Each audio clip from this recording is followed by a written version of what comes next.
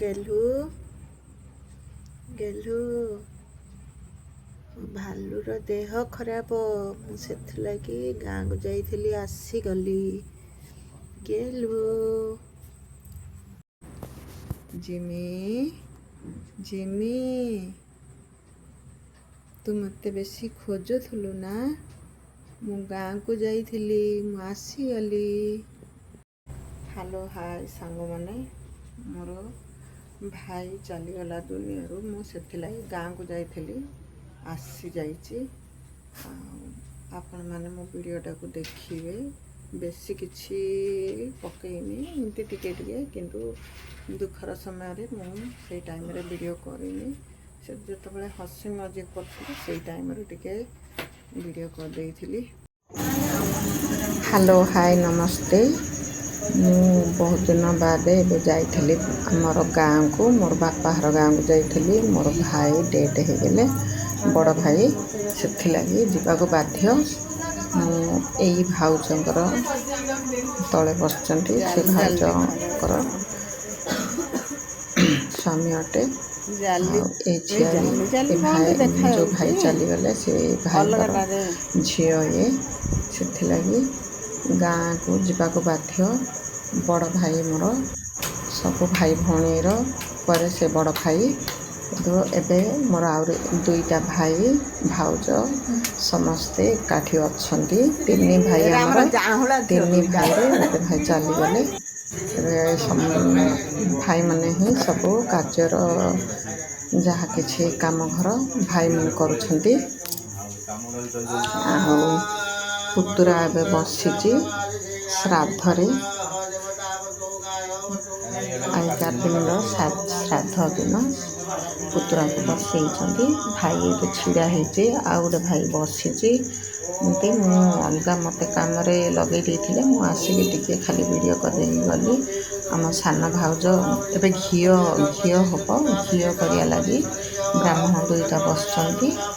ଘିଅ ସରିଲା ବୋଧେ ଆମେ ଗାଧେଇ ଯିବୁ, ଗାଧେଇକିରି ଆସିଲେ ଫେରେ ଶ୍ରାଦ୍ଧ ହବ।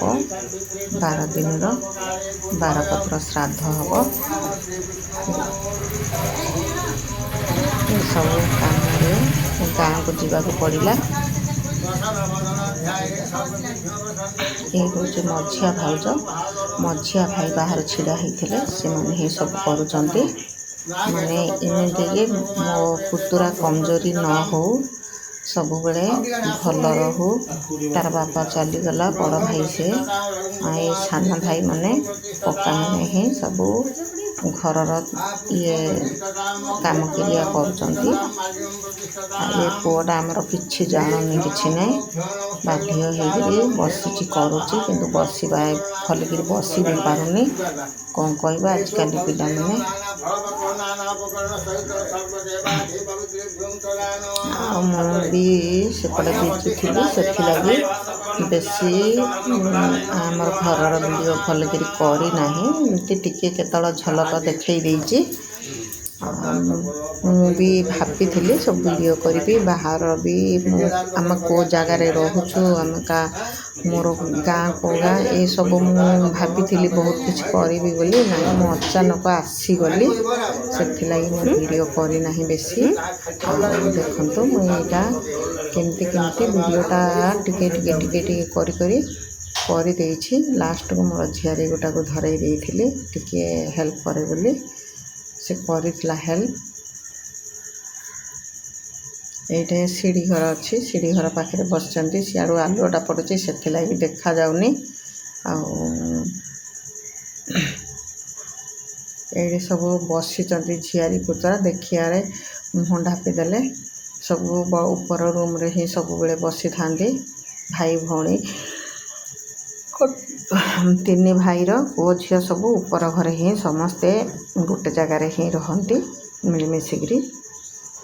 ସେଇଟା ଗୋଟେ ଆମର ଭଲ ଘରର, ମୋ ବାପାର ଘର ହିଁ, ଅଲଗା କେହି ହେଇନାହାନ୍ତି, ସମସ୍ତେ ଏକାଠି ରହୁଛନ୍ତି। କିନ୍ତୁ ଗୋଟେ ଜାଗାରେ ରହୁନାହାନ୍ତି। ଏମାନେ ବ୍ରହ୍ମପୁରରେ ରହୁଛନ୍ତି ଆଉ ଏ ଝିଅ ଘର ବିଶାଖାପାଟଣାରେ ରହୁଛନ୍ତି। ସାନ ଭାଉଜ ଖାଲି ଗାଁରେ ରହୁଛନ୍ତି, ଭାଇ ବି ବାହାରେ ରହୁଛନ୍ତି। ଆଉ ଏବେ ଶ୍ରାଦ୍ଧ ପାଇଁ ଆୟୋଜନ ହେଇଛି। ଦେଖନ୍ତୁ ସାନ ଭାଇ ଖାଲି ବସିଛି, ବଡ଼ ଭାଇ ବାହାରେ ଛିଡ଼ା ହେଇଛି। ଏ ମଝିଆ ଭାଇ ଆଉ ବଡ଼ ଭାଇ ତ ଚାଲିଗଲା। ତାର ଶ୍ରାଦ୍ଧର ଆୟୋଜନ କରୁଛନ୍ତି। ଏଠାରେ ସବୁ ଭଉଣୀ ପୁତୁରା ଏସବୁ ବସିଛନ୍ତି। ଆଉ ବର୍ଷା ବି ବାହାରେ ଅଛି, ବହୁତ ଜୋରେ ବର୍ଷା ହେଉଛି। ବର୍ଷା ଲାଗି ବେଶୀ କିଛି ବି ଭଲ ଭିଡ଼ିଓ କରିପାରିନି, ଆଉ ଚାହିଁ ତାହିଁ କରିଦେଇଛି ଟିକେ। ଏଠାରେ ସବୁ ରୋଷେଇ ଚାଲିଛି, ବାରପତ୍ର ଲାଗି ରୋଷେଇ ସବୁ ଚାଲିଛି। ସେଥିଲାଗି ସେପଟେ ଭିତରକୁ ଗଲିନି। ମୁଁ ଶାଢ଼ୀ ମୋତେ ଦେଇଥିଲେ ଚେଞ୍ଜ କଲେ ଏପଟେ କିଛି ବନେଇବା ଲାଗି, ମୁଁ ଆଉ ସେପଟେ ଯାଇନାହିଁ। ଶାଢ଼ୀ ଚେଞ୍ଜ କରିନି ବୋଲି। ଆଉ ଏପଟେ ସାନ ଭାଇ ବି ବସିଛି, ବଡ଼ ଭାଇ ବି ଅଛି। ଏଇଟା ମଝିଆ ଭାଇ। ଶ୍ରାଦ୍ଧ ଚାଲିଛି।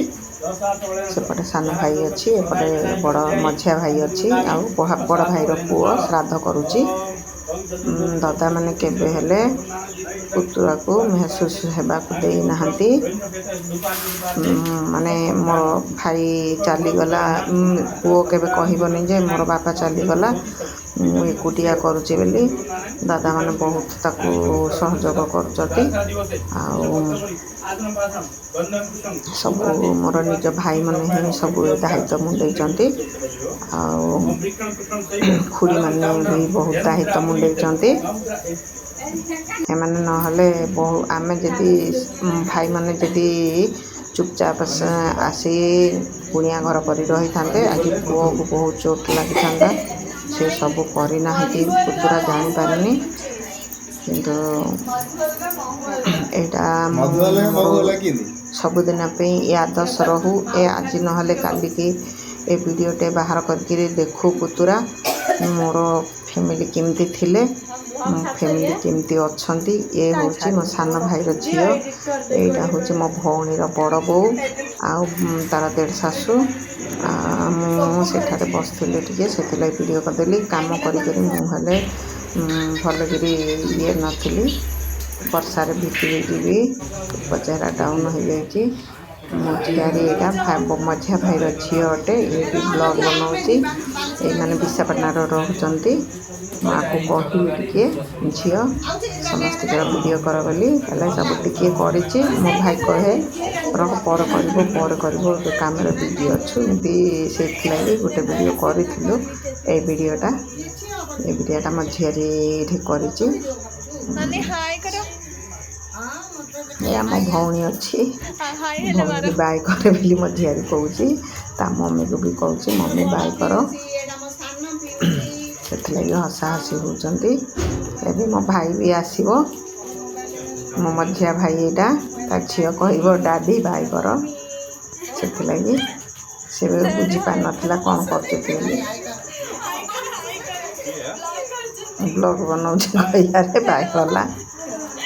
ଆଉ ତା ମମିକି ହେଲେ କହୁଛି ବାଇ କରେ। ତା ମମି ହେଲେ ବାଇ କରୁଛି।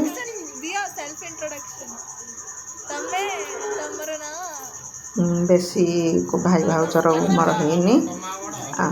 ବଡ଼ ଭାଇର ବି ବୟସ ବେଶୀ ହେଇନି, ବଡ଼ ଭାଇ ଚାଲିଗଲା।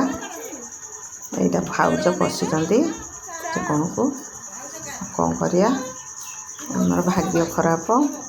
ଭାବିଥିଲୁ ଭାଇ ତିନିଟା, ଆମେ ଯେଉଁଠି ଠିଆ ହେଲେ ବି ଆମକୁ ଗର୍ବ ଅନୁଭବ କରୁଥିଲୁ। କିନ୍ତୁ ଅଚାନକ ବଡ଼ ଭାଇ ଚାଲିଗଲା। ତା'ର ଟିକେ ଦେହ ଖରାପ ଥିଲା। ମୋ ସାନ ଭାଇ ବାହାଘର ସମୟରେ ଛାତରୁ ପଡ଼ିଯାଇଥିଲେ, ବହୁତ ସିରିୟସ୍ ଅବସ୍ଥା। କିନ୍ତୁ ହେଲେ ବି 15 ବର୍ଷ ଖଣ୍ଡେ ବଞ୍ଚିଛନ୍ତି।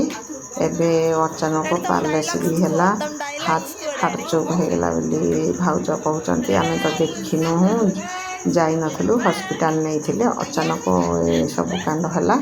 ଏମାନେ ସମସ୍ତେ ଆସିଛନ୍ତି ଭାଇ ହେରିକା ଏମାନେ ବିଶାଖାପାଟଣାରୁ ଆସିଲେ, ସାନ ଭାଇ ଫରେନ୍ରୁ ଆସିଲା, ଆଉ ମୁଁ ବି ରାଉରକେଲାରୁ ଗଲି। ମୋ ଭଉଣୀ ଖାଲି ଗାଁରେ ରହୁଥିଲା, ସାନ ଭାଉଜ ଗାଁରେ ରହୁଥିଲା।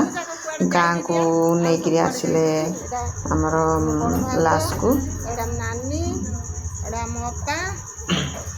ସବୁ କାମ କ୍ରିୟା ଚାଲିଛି ଆଜି।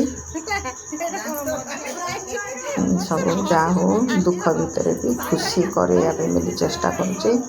ସମସ୍ତେ ହସିକିରି ରହନ୍ତୁ। ଆଉ ଯିଏ ଯିବା ଲୋକ ତ ଚାଲିଗଲେ, ଆଉ ଯାହା ଅଛ ସମସ୍ତେ ଭଲରେ ରୁହ। ଆମର ସବୁଦିନ ଏଇ ଆଦର୍ଶଟା ରହୁ। ସେଥିଲାଗି ଆମ ଝିଆରୀକି କହିଲି ଟିକେ ବ୍ଲଗ୍ ବନା, କହିବାରୁ ସେ ବନେଇଥିଲା। ଆଉ ମୁଁ ବି ଆଣିକିରି ଛଡ଼େଇକି ଟିକେ ବନେଇଲି। ଏଇ ହେଉଛି ପୁତୁରାର ଝିଅ, ମାନେ ବଡ଼ ବାପାର ତାର ପୁଅର ନାତୁଣୀ ଅଟେ।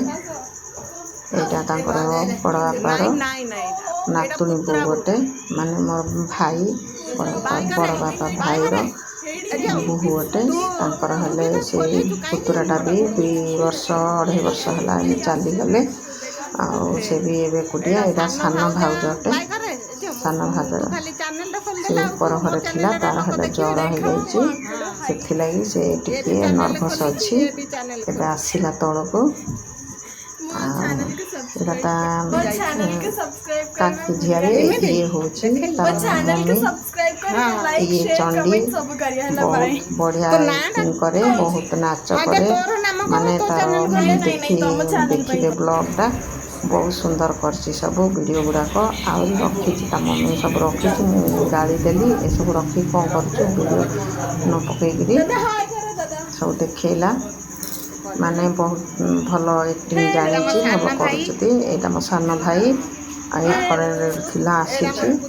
ସବୁ ଚୁଟି ଫୁଟି ଧଳା ହେଇଗଲାଣି, କଳା କରିଥାଏ। ଏବେ ତ କରିବାର ନାହିଁ, ସବୁ ଧଳା ହେଇଯାଇଛି, କରିବ। ଏଇ ମଝିଆ ଭାଉଜ, ସେ ସାନ ଭାଉଜ, ବଡ଼ ଭାଉଜ ବସିଛି। କ'ଣ କରିବା, ଦୁଃଖର ବିଷୟ ସବୁ। ଦୁଃଖ ଭିତରେ ବି ଆମେ ସମସ୍ତେ ଭାଇ ଭଉଣୀ ଭେଟ ହେଇଛୁ କହିକିରି ଖୁସିରେ ରହୁଛୁ। ମୁଁ ସାନ ଭଉଣୀ ଅଟେ, ଏମାନେ 2 ଭାଇ ମୋଠୁ ସାନ ଅଟନ୍ତି। ଆଉ ଏ ଭାଉଜ 2ଟା ମୋଠୁ ସାନ ଅଟନ୍ତି। ମୁଁ ମଝିଆ ଅଟେ, ମୋ ବାପାର 5 ପୁଅ ଝିଅ, ମୁଁ ମଝିଆ। ଆଉ ତଳେ 2 ଭାଇ, ଉପରେ ଭାଇ ଭଉଣୀ 2ଟା। ଭାଉଜ ବସିଛନ୍ତି। ଆଉ ଏଠି ବଡ଼ ଭଉଣୀ ଭାଇକିରି ସାନ ଭାଇକିରି ବସିଛନ୍ତି, ଦୁଃଖ ସୁଖ ହେଉଛନ୍ତି। ବାହାର ଭିଡ଼ିଓ କରିନଥିଲି, ବାହାର ଭାବିଥିଲି ମୁଁ ତ ରହିବି, କିନ୍ତୁ ମୁଁ ଆସିବି ବୋଲି ଜଣା ନଥିଲା।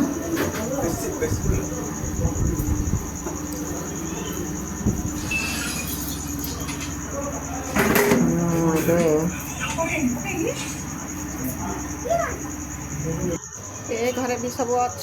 ଆମ ଲୋକ ଦେଖ, ଆମର ଏଇ ବଡ଼ ବାପା ଯିଏ ତାଙ୍କର ଘରେ ହିଁ ରହୁଛନ୍ତି। ଆମର ତାଙ୍କର ଘର ଲାଗିକିରି ଅଛି। ଆମର ସେପଟେ ବିଲକୁଲ ଯାଉନାହାନ୍ତି। କ'ଣ ପାଇଁ ଯାଉନାହାନ୍ତି ଜାଣିଛନ୍ତି? ମୋର ଭାଇ କି ଡରୁଛନ୍ତି। ଭାଇ କାଳେ ତାଙ୍କୁ ଡାକିଦେବ କି ଅଣ୍ଡାଳି ଦେବ କି, ଏସବୁ ତାଙ୍କର ଡର ଅଛି। ସେଥିଲାଗି ସମସ୍ତେ ଜାଣି ସାରିଛନ୍ତି। କେତେ ମଜା କରିକି ଖିଚୁଛନ୍ତି, ହେଲେ ବି ଆମ ଲୋକ ଯାଉନାହାନ୍ତି। ଇଏ ହେଉଛି ଆମ ପୁତୁରା ବୋହୂ। ସେମାନେ ବି ରାୟପୁରରେ ରହୁଛନ୍ତି, ଆସିଛନ୍ତି ତାଙ୍କର କକା ମଲା ବୋଲି। ସେ ବି ପଣା ଦେଲେ। ଏଇ ହେଉଛନ୍ତି ଝାରସୁଗୁଡ଼ାରେ ଆମର ଭିଣେଇ ଅଟେ, ଏ ଗୋଟେ ବଡ଼ ଭଉଣୀର ବର ଅଟେ। ମାନେ ସବୁ ଆସିଛନ୍ତି। ଆଉ ଯାହା ହଉ ଖୁସିରେ ଖୁସିରେ ଆମର ଘରର ସବୁ କାମ ହେଉଛି। ଆଉ କ'ଣ କରିବା, ଯିବା ଲୋକ ଚାଲିଗଲା। ଭଗବାନ ତା'ର ଆତ୍ମାକୁ ଶାନ୍ତି ଦିଅନ୍ତୁ। ସେ କେମିତି ଯେଉଁଠି ବି ଭଲ ଜନ୍ମଟେ ମିଳୁ, ସେ ଭଲରେ ରହୁ। ଆମେ ସେଇଟା ହିଁ ଭଗବାନଙ୍କୁ ପ୍ରାର୍ଥନା କରୁଛୁ। ଆଉ ଏଇଠି ତା'ର ଭୋଜି ଘରର ମାନେ 12 ଦିନ ଖାଇବା ପିଇବା ସବୁ ଗାଁ ଲୋକକୁ ଦେଇଛନ୍ତି। ସେଥିଲାଗି ଗାଁ ବାଲା ଏଠାରେ ଖାଉଛନ୍ତି। ମୁଁ ବି ଆସିଥିଲି, ଟିକେ ଭିଡ଼ିଓ କରିଦେଇକିରି ପଳେଇଲି। ଆମର ଗୌଡ଼ ଲୋକଟେ, ସେଥିଲାଗି ଗୌଡ଼ ଲୋକ ହିଁ ବାଢ଼ିବା ଏସବୁ କରିବା। କାହିଁକି ଆମର ଭାତ ରହିଗଲା ଆଗରୁ କିଏ ଖାଇବେନି ରହିଯିବ, ସେଇ ଇଏରେ ଗୌଡ଼ ଲୋକ ହିଁ ସବୁ ଲାଗିଛନ୍ତି। ଗୌଡ଼ ଆଉ ମାଳି ଲୋକ ଏଠି କାମ କରୁଛନ୍ତି। ଆଉ ଏସବୁ ବାହାରୁ ଆସିଛନ୍ତି ଖାଇବାକୁ।